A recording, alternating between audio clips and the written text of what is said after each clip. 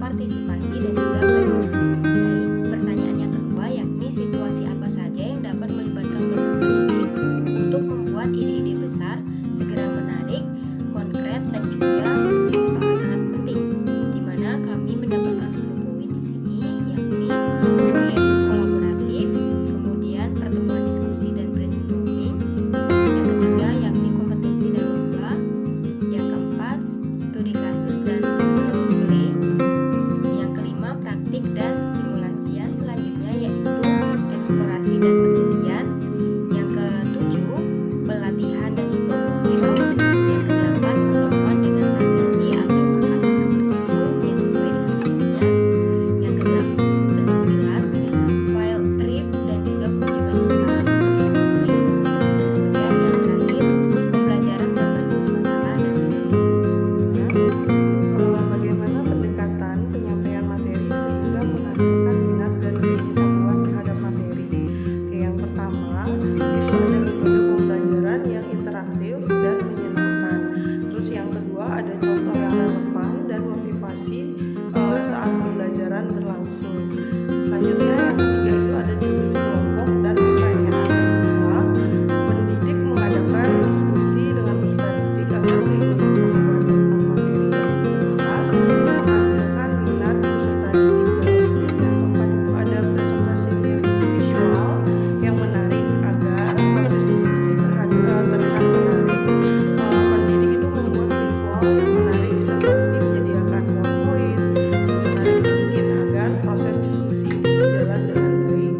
Terus selanjutnya yang kelima itu ada menerapkan prinsip belajar sambil berpraktek agar proses pembelajaran tidak membosankan. Lalu yang keenam itu memberikan tugas dan proyek kepada peserta didik yang berkaitan dengan selanjutnya peluang macam apa yang bisa menopang minat pelajar terutama ketika keadaan pembelajaran itu terasa sulit. Oke, yang pertama itu kita menyediakan variasi aktivitas pembelajaran yang menyenangkan. Lalu yang kedua itu ada memberikan umpan balik positif dan menghargai usaha dari peserta didik dalam menyampaikan ide-idenya.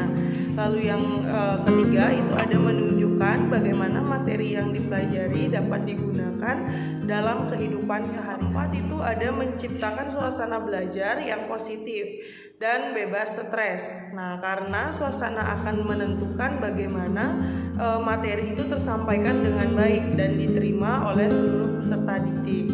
Terus yang terakhir itu ada mengatur jadwal pembelajaran dan memberikan waktu untuk istirahat. Selanjutnya, apa saja hambatan yang menimbulkan kecilnya pengambilan risiko, rendahnya imajinasi dan kurang beraninya untuk mempertanyakan dan ketidakmampuan untuk memutuskan.